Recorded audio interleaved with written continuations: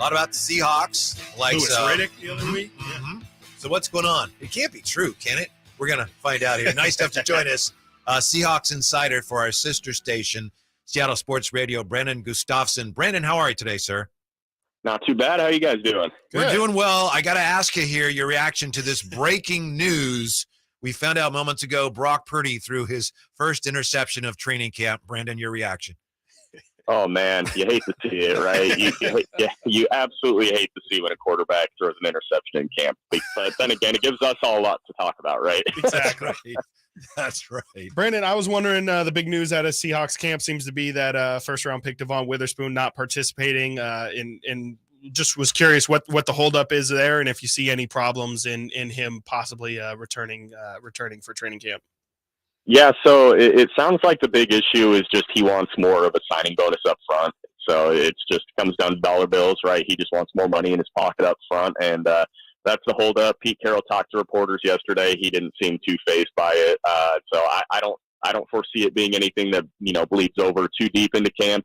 I know a few years ago Zach Wilson with the Jets had something similar. I think he missed like 2 or 3 days of camp, something like that. So I don't think it's going to be a huge issue, but part of why they really want to get him in sooner than later is Tariq Woolen, Pro Bowler last year at cornerback, surprised a lot of people as a 5th-round rookie, picked off 6 passes.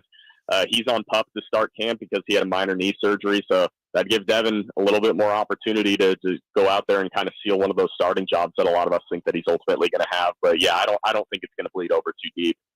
Brandon, we know that a lot of people were somewhat surprised by what Seattle did last year, certainly surprised by Geno Smith's year. What are the fan expectations for this upcoming season? Yeah, I mean, 9-8 last year, got on a nice little run there to be able to make the playoffs. Got a little help from the Detroit Lions at Lambeau, obviously, in Week 18, which was really fun to kind of watch that game unfold. But yeah, I think a lot of people up here are kind of expecting 10, 11 win season, maybe compete a little bit better with the Niners for that division title. I mean, they're a young team. The rookie class last year was a huge reason why they were able to make the playoffs. They had 5 starters, I think 6 or 7 guys that were regulars in the rotation come year's end. So, and people really like this upcoming draft class, 2 first-round picks, 2 second-round picks, both sides of the ball, getting some help there. So I think the expectations are kind of 10-6, 11-5, or, seeing what they end up doing there. And I think also a big part of it is just going to be the run defense. Their run defense was really, really bad last year. Obviously, you guys saw with the Niners, able to gash them pretty good there. They had a stretch over 1,000 yards on the ground, and that kind of helped make it so they really had to win those last few games to be able to make it into the postseason. So the run defense is going to be what all the eyes are on, but I do think that ultimately hopes are pretty high up here that they're going to end up getting to double digits.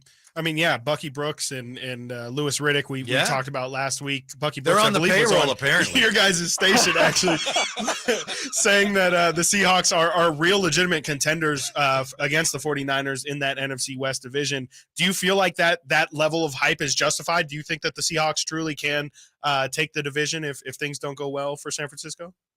Yeah, totally. I mean, I think part of what helps is obviously the Cardinals are a dumpster fire. I think we can all agree that they're just totally out of it. I think even with all the injuries the Rams dealt with last year, I think they're going to be a little better. I still don't see them really in the same tier as the Seahawks and the Niners, but I think the Seahawks depth is really good. I know we all like to kind of look at, who are the stars, who are the star power guys, and obviously that's, I think, one of the reasons why the 49ers are especially so dangerous. Stars at linebacker, tight end, running back, Nick Bosa, obviously, right? Across the board, this might be the deepest Seahawks team that Pete's had since those Super Bowl years. And I think offensively, specifically, 2 young running backs. Ken Walker was a 1,000-yard guy. Zach Charbonnet in the 2nd round. They took him. Good receiving back. Jackson Smith and Jigba to be a legit number 3 receiver behind DK Metcalf and Tyler Lockett that they haven't had in a long time.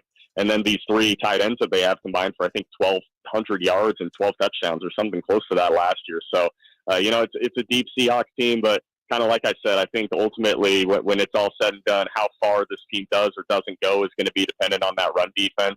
They shifted to a 3-4 last year and just really had a ton of issues stopping the run. They totally flipped the front 7 personnel at linebacker and inside D-line. So seeing how those guys kind of mesh together in year 2 for defensive coordinator Clint Hurtt's going to kind of be what makes or breaks this team. Brandon Gustafson, nice enough to join us from our sister station, Seattle Sports You mentioned the improved run defense. Brandon, how impactful will Bobby Wagner's return be?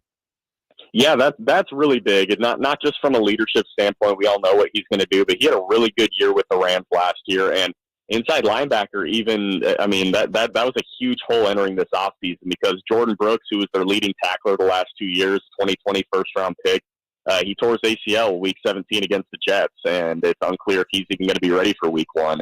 And Cody Barton, who started alongside him in that 3-4 look, was just really kind of lost at times last year, and he's with Washington now. So Bobby's going to come in. Obviously, you know he's going to be a day one starter for you.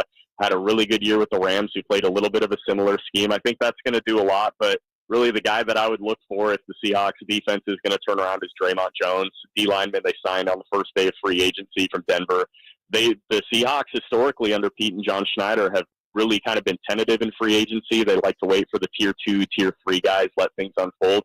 They went and gave Draymond Jones over $50 million on day one, which they've never done before. It's the most money this regime's given to an outside free agent like that. So I think Bobby coming back is going to steal a lot of headlines for sure, just for obvious reasons. He's a future Hall of Famer, but Draymond Jones signing that big of a contract to kind of come in and help shore up this run defense, he's going to kind of be the X factor on defense for them. Brendan, you mentioned the other first-round pick for Seattle, Jackson Smith-Njigba. What are they hoping that he can add? What layer can he add to this to this offense this season? Yeah, I mean, everybody knows DK and Tyler are two of the, it's one of the best receiver tandems in football, and DK can blow the top off of defenses. Tyler can run every route. He has some of the best hands in the league. They really, for a long time, have struggled to find just a consistent third wide receiver option, and sometimes even the tight end hasn't really been there for them as that number 3 option.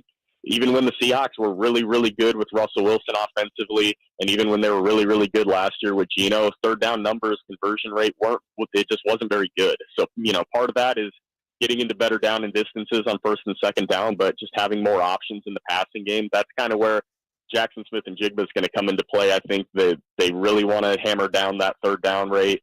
And he's a slot guy. He's a really, really shifty dude. He's not the fastest guy, but he gets open. He's one of the best route runners in college football during his time at Ohio State. So I think really at the end of the day, a lot of Jackson Smith-Njigba's production is going to be coming from that third down rate. And also, I mean, if he comes in and he's a dude and he looks like a true first-round talent guy, opening the door for DK and Tyler to have even better matchups doesn't hurt either.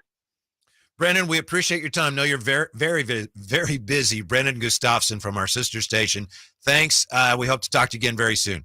Yeah, you bet, guys. Take care. Good job. Yeah. Thank you, Brandon. He's a little delusional, but